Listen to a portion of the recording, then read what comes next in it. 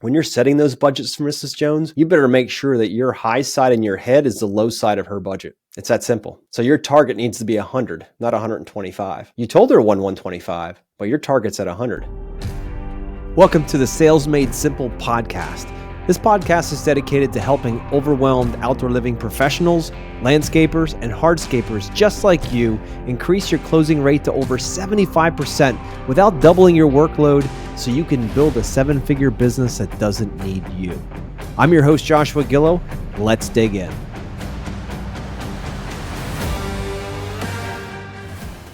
Setting budget expectations. There's nothing more important for your outdoor living company than developing the skills in order to be able to give people a great idea of what your projects are going to cost way early in your sales process.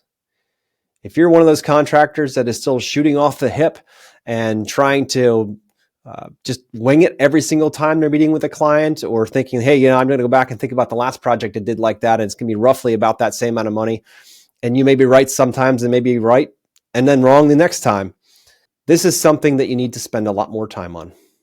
Because if you're setting budget expectations correctly with your clients, the probability of closing that project goes up significantly. Because all budget expectations are doing is setting a level of trust with your clients. What's important for everyone that's listening to understand is, as humans, we want to trust other people's words. We want to trust them. We want to believe what they say is true. And when they hire contractors, they're automatically feeling like they may not be able to trust that person's word, including what they say about budget. So we're already fighting an uphill battle. It is very important to make sure you can get your budget numbers right early, even if they're ranges. Here's what I'm going to talk about today: how to set those budget expectations to win more projects. If you can get this one piece right, it's going to change the way you show up to your clients. It's going to change the way your clients show up for you. There's three things that clients are thinking about when they're looking to do an outdoor living project. It's what's it going to cost, what's it going to look like, and who's going to build it. Those are the three main deep questions in their heart. They may not know it, but those are the three that come out almost every time. And if we can't be absolutely dangerous with our ability to know what things are going to cost early on in the process, or at least give them great ranges, we're going to create a lot of uncertainty in those clients. And a client that feels uncertain or unsure of what to do next, or unsure of whether you know what to do next, are going to peel off and go to somebody who does, even if it costs more money. Because what they don't want is uncertainty when they're spending this kind of money for an outdoor living project. They want to have certainty. And certainty comes from someone who has the ability to get their budgets really close early. Now, that might sound like an insane thing. Like, how is it even possible? We didn't design the project yet. There's no way we could possibly get those budgets right. Well, if you're an outdoor living professional, landscaper, or hardscaper out there, and you've been doing this any more than a couple of years, you should have a pretty good idea of what things cost. You've done a lot of work. You've done a lot of bids. You know roughly what this retaining wall should cost. You should roughly know how much this pool, this deck, this patio, all those things, roughly what they should cost. So today, how to set budget expectations to win more projects. The subject of budget is something we could spend months on talking about. But here is one key element to setting expectations with budget that will change everything if you just implement this one piece. If you tell a client this project is going to cost you between $100,000 and $125,000, which number do you think that client heard? The 100 or the 125,000?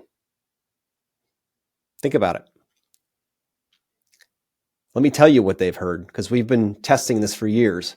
Clients hear the lower number and think only irresponsible people spend the higher number. So when you get the green light from Mrs. Jones for $100,000 to $125,000 spread on her project, you're thinking, sweet, I can get to 125. You run all your numbers after you're all done, you're at 145. You take it back to her. What happens? Well, maybe she says yes, but there's a higher likelihood she's probably going to say, I got to think about it. Or let's change a bunch of stuff. Now, let's go back to that same scenario. knowing that that client hears the lower number and accepts that, not necessarily the higher number. Imagine if you come back to Mrs. Jones with a proposal that hit that lower number. Think about what happens. Well, one big thing that happens is that she starts to trust you even more because she knows you could have easily bid her project up to 125. But if you came in at 100, well, she's thinking, wait a minute here, this guy seems pretty trustworthy. Like, okay, maybe we'll consider moving forward with this guy. The other guys were way over budget. Now, you're probably listening thinking that's great, but there's no way I could shave the $25,000 in my fictitious conversation here with Mrs. Jones. You know, you can't get a $125,000 project for 100, and I get that. But here is an additional little tip for you. When you're setting those budgets for Mrs. Jones, you better make sure that your high side in your head is the low side of her budget. It's that simple. So your target needs to be 100, not 125. You told her 125, but your target's at 100. What do you think the likelihood of her moving forward is when you deliver something on the lower side of that budget? We've done the research, significantly higher. So it's a matter of understanding that you build more trust when you land on the lower side of your budget than you do on your upper side. Now, will every single project bounce because you hit a higher side of the budget? No, that's not how that works. But a majority of people will second guess it and possibly stop it and change it or move on to some other company. What we're doing here is we're building trust around a very tender subject, budget. It is very important, listeners, very important to make sure that you are as honest with your budget range as you possibly can be early on, and that your target is the low side, not the high side of that budget. That will change everything. But here's the caveat. You actually have to now design that project and bid that project and land on that low number, not just tell her that, think that in your heart, and then all of a sudden show up at $150,000. So you have to get your numbers right early.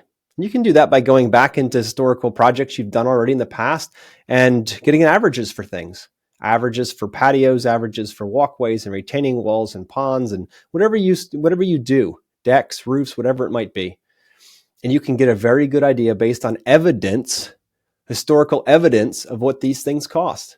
So you can go in there with a lot more confidence knowing that your $100,000 budget that you know you can hit and you gave her a 1 to 125 will actually become very valuable to both you and her. Hope you guys are tracking with me here. This is a very important piece. You have a much higher probability of building trust and getting the project if you come in on that lower side than if you try to hit the higher side or go over the higher side. Every time you go above your expectations that you set with Mrs. Jones, every single time you do that, the chance of getting that project goes down and down because you're breaking trust. Trust me, that 100 to 125 that you guys discussed and agreed on, she's thinking on that too. Those numbers are in her head. Don't think she forgot about them. Don't think because your design is so much more awesome than you ever thought it could be that she's going to go to $200,000 in this project. You can offer it as an option, but you better make sure that she has an option that hits her budget.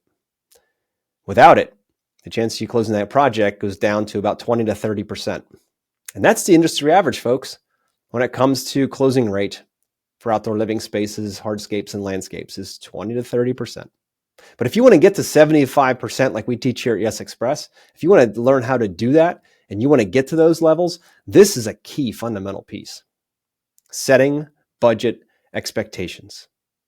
So to recap, how to set those budget expectations to win more projects, it's making sure you understand your numbers enough to give accurate budgets upfront early, and then making sure your numbers are on the lower side of that. And if you can't do that, you should have a sales process in place that you can gracefully let that client go.